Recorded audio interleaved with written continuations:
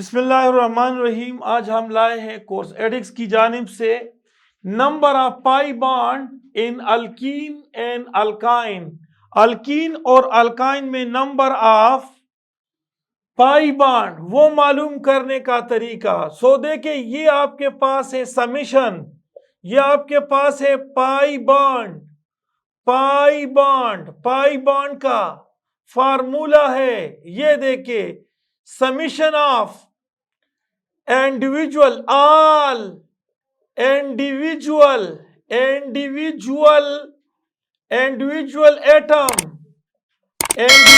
atoms और यहां पर वैलेंसी, यहां पर हम लिखते हैं वैलेंसी -2 और यहां इस सब को जमा करने के बाद इसको हम डिवाइड करते हैं और फिर यहां पर लगाते हैं 1, ये लगाते हैं। इससे आपके पास अल्कीन और अल्काइन में जो पाई बॉन्ड मौजूद होते हैं वो मालूम हो जाता है।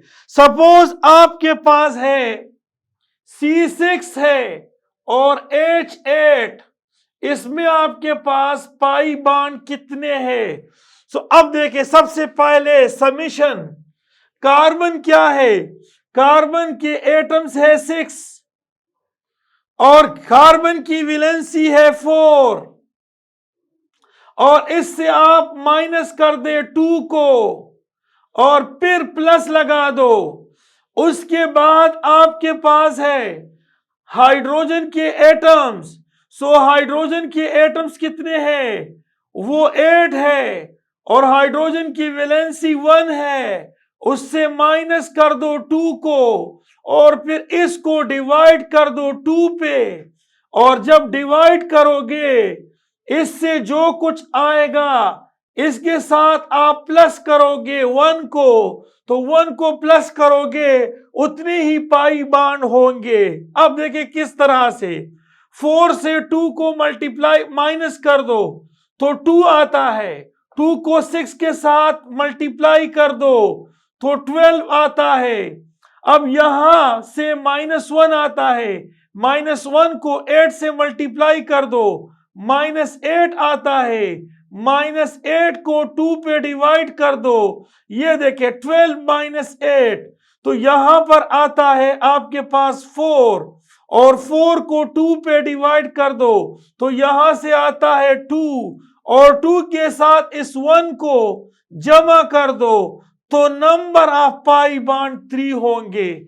अब देखिए, इसको मैं खोल के, ये कंडेंस फॉर्म में है, मैं इसको ये मॉलिक्यूलर फॉर्म में, कंडेंस फॉर्म में ओपन स्ट्रक्चर फार्मूला लिखता हूं, फिर वहां से वाज़िह हो जाएगा कि हाँ, इसमें जो पाई बॉन्ड है वो 3 है। सो देखिए, आपके पास है 1 कार्बन, 2, 3, 4 और ये आपके पास 5 और ये आपके पास है 6।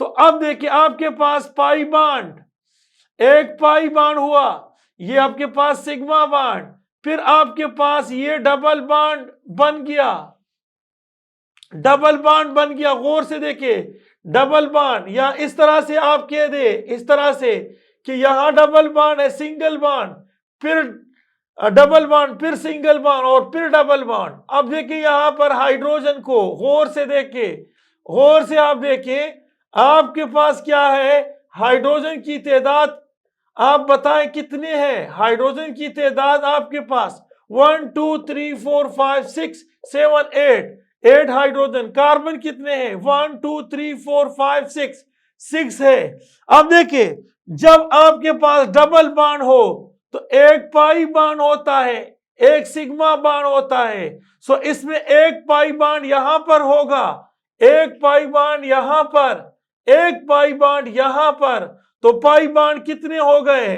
3 पाई बॉन्ड हो गए। सो इस वाले मॉलिक्यूल्स में पाई बॉन्ड 3 है। तो ये वाला फार्मूला है, इस वाले फार्मूले से आप number of pi bond in alkyne में मालूम कर सकते हैं। इस तरह से आपके पास जो अल्काइन है उसमें भी आप नंबर ऑफ पाई बॉन्ड को आप मालूम कर सकते हो। किस तरह से मालूम कर सकते हो? तो देखिए हम एक्सप्लेन करते हैं।